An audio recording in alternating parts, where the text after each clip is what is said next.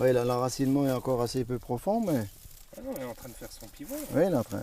Michel Sauvageau ne laboure plus son sol depuis 15 ans. Ses céréales, il les cultive en semi-direct sous couvert. Il n'a recours à aucune intervention mécanique dans le travail de son sol. Ici, c'est une parcelle qui a été récoltée vers le 20 juillet. C'était de l'orge d'hiver. Les pailles ont été ramassées. Et immédiatement derrière, on a passé le semoir avec l'implantation de ces plantes de couverture, à savoir le tournesol, la févrole, le pois. L'agriculteur, après sa moisson, va semer directement dans les pailles une plante de couverture qui va protéger le sol pendant la période intermédiaire.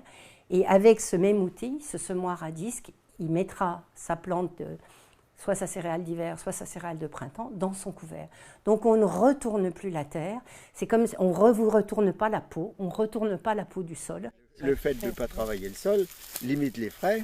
Ah oui. En abandonnant la charrue, cet agriculteur réduit sa dépense en carburant, mais aussi l'usage d'engrais.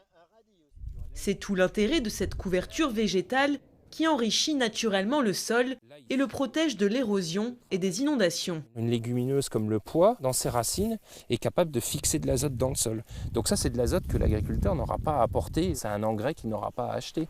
Vous avez des plantes qui vont plutôt remonter du potassium, et puis il y a des plantes, on va les utiliser plus pour leur aspect de structurant du sol, c'est-à-dire qu'ils vont avoir un système racinaire qui va restructurer le sol. Le tournesol, par exemple, qu'on voit ici, c'est une plante qui fait une racine très pivotante, qui descend très profondément, et qui est donc capable d'exploser le sol, de le rendre très meuble, friable.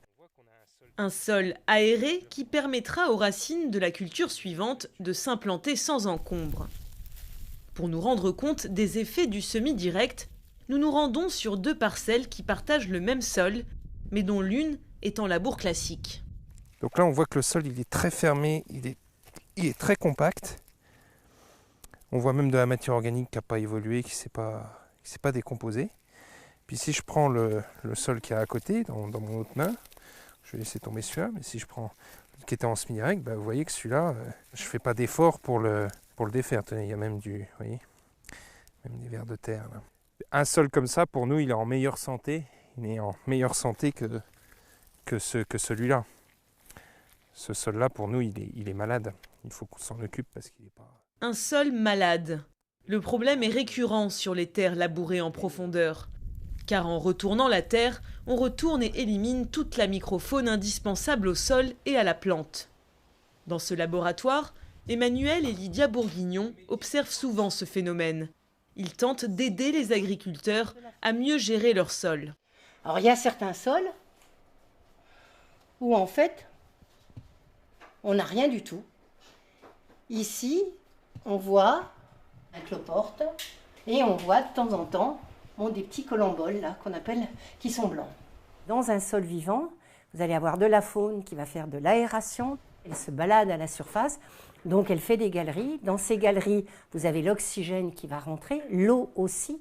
On parle de perméabilité, de porosité. Donc on a de l'oxygène et à ce moment-là, ces animaux peuvent vivre et les microbes aussi peuvent vivre. Et les microbes vont attaquer après les éléments du sol, de la roche, les solubiliser, les mettre sous forme solide et par un mécanisme chimique, en fait, ça passera à la plante. Vous n'avez plus de faune, il n'y a plus d'aération, il n'y a plus de porosité, le sol se compacte, la faune meurt, l'eau ne rentre plus, l'oxygène ne rentre plus, les microbes meurent, plus de passage à la plante. L'agriculteur, il n'a plus qu'une solution, c'est de l'ajouter, en fait, de forcer, de gaver la plante avec une solution liquide qui est facile. Restaurer la biodiversité des sols à travers le semi-direct sous couvert, cela est possible.